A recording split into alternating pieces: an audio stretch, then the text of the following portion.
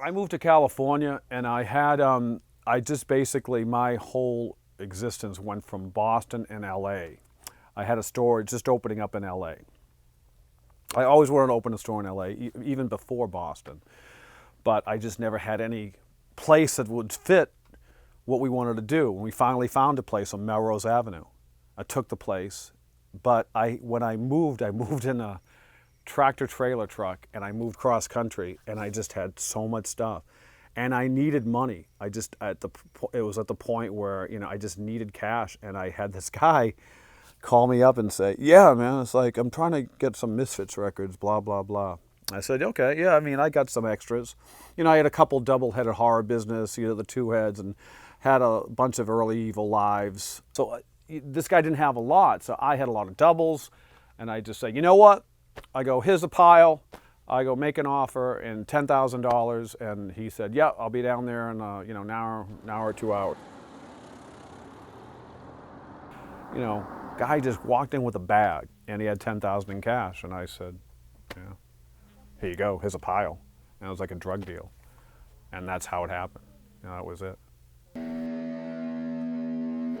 Misfits were pretty much a huge part of my early days as the record label. One of my favorite bands, and also a band that frequented Boston and as well as New York, where they're from. And I got to see them quite a few times, got to book them. We made a video called Brain Eaters at Durgan Park.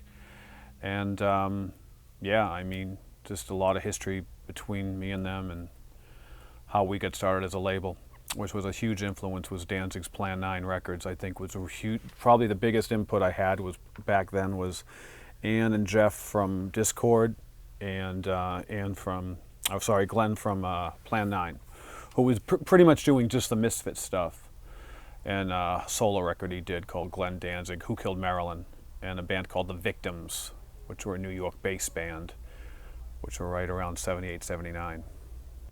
I think everybody starts out, once they get the punk fever or the hardcore fever in them, they want to get everything. They want to get everything from every corner of the world they can get. And the Misfits were a big part of it, because the Misfits were the Holy Grail. And I really think with the time Evil Live came out, that's when record collecting for punk in America was at its height. I mean, Danzig put out 1,200 copies of this record called Evil Live. And, all the people who were into the Misfits already had the horror business, the Bullets. Not many had the Cough Cool, but you had the, Halloween and Three It's From Hell. The one that came out as numbered was Evil Live. And at that point, record collecting got to its height. I don't know exactly what year it was. I'm going to say early 80s. But when Evil Live came out, it was all about the number that you got. You'd hear one kid give you a call up and say, "Yeah, I just got number 236. "What the fuck do you find that?" He goes, "Yeah, I'm at 1109. And you'd hear from everybody about numbers. And it was just at one point where it goes, Jesus Christ, this collecting is insane. And the lower number you got on the Misfits thing showed you how much, either you rushed out to get the record or you did it through Danzig's mail order or whatever. But the earlier numbers signified the better collector, or whatever you want to call it, or for like Evil Eye. But I think at that point it got really crazy with records, and records went from $1 to $2 to like hundreds of dollars overnight from that era. So I mean, an Evil Live. I'll show you what the record looks like. There was this one thing they devised which was crazy. It was the 3-pack, and it was only like 99 or no 33 3-packs, and it had a picture of Glenn, Doyle, and Jerry on that one, and they're all numbered. And then with Evil Live comes out, it was a 7-inch 45. This is what it looked like, and on the back it'll say, let's get a low one right there, that's number 1. This is the first one off the block. And then this one, Danzig has number 2. This was number 3. Doyle's got 4. This is 5. I don't know, 6 through 9, I think, or I know Pusshead has a 6. I think Jello told me he had an 8. I can't remember who was a 7, but this is a 10. So it got to the point where it's just crazy with this record. And also, you're dealing with records like this, like a 3 Hits from Hell. You couldn't tell what was what. I was colorblind to begin with, so I don't know if this was the light red or the dark orange. It was crazy trying to figure out which color was first. It was a frickin' nightmare. And then Caroline pressed some records that were white vinyl with a white sleeve. So this is just, who knows how many of these were pressed.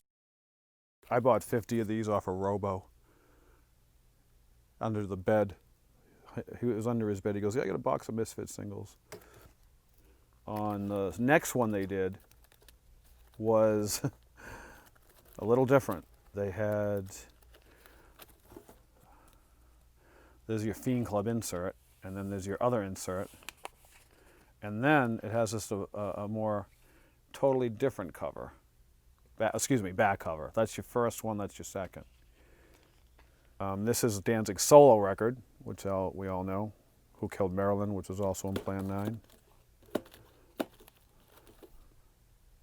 There's Glenn's signature. So if you ever want to see a real signature, make sure it's authentic. That's him. This was pretty cool. He gave this to me the first day of a radio show. So we were the first to play it.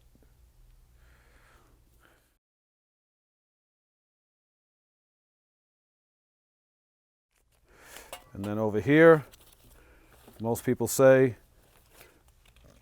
their best record. I don't know. I disagree. I kind of like Hard Business more, but this is a first pressing on black vinyl. Everybody seems to have the red, but the black is the first, and it's a little rarer. It's got the insert blood-stained, as you can see here.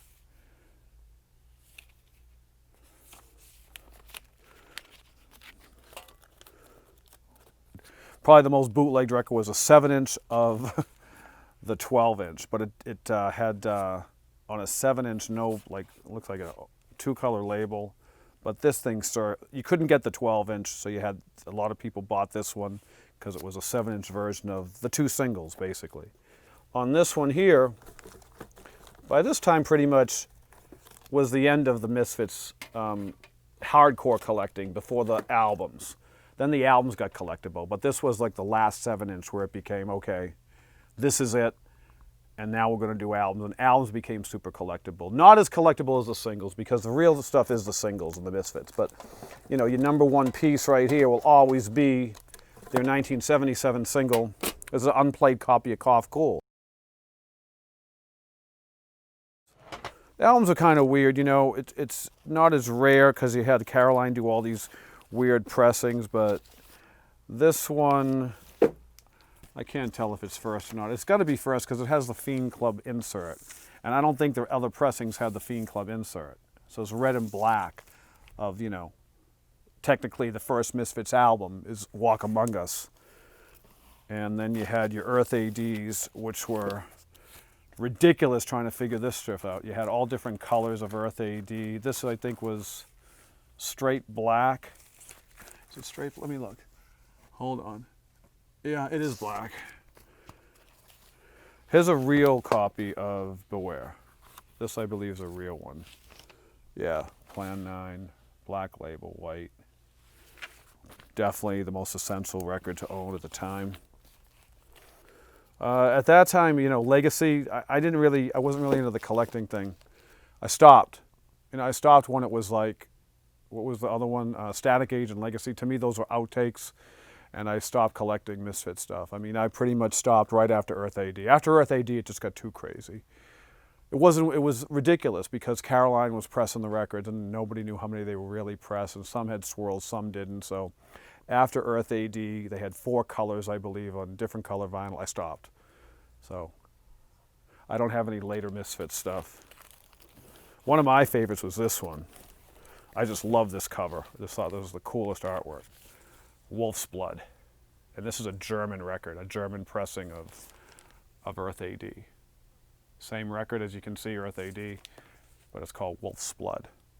I think, you know, your level 1 is your English bands, your level 2 is your English American and starting to get into hardcore. You know, once you get all that stuff, you go to like another level of picture sleeves. Then it's no longer about the music. It's about the picture sleeves and the pressings of certain records. You know, some people, they have to have the record with the sleeve and how it originally came out. They don't want second or third pressing. They have to have the first pressing. And I think when you're at when you get to a certain level of getting all these records, you get into a next level, and the next level gets crazy. You know, like level 4, you're basically getting it's what's called upgrading. You want your perfect condition record. You have one you have to play, and one you have to not play. That gets insane. And then your 5th level record is just where your life is collecting music, and you can't even walk into your room. And a friend of mine in LA, like you walk into his house, you know, he's got a 3-bedroom house. You can't walk more than, you know, a few feet before running into a box, so you have like a tiny little corridor. And this is your 5th level.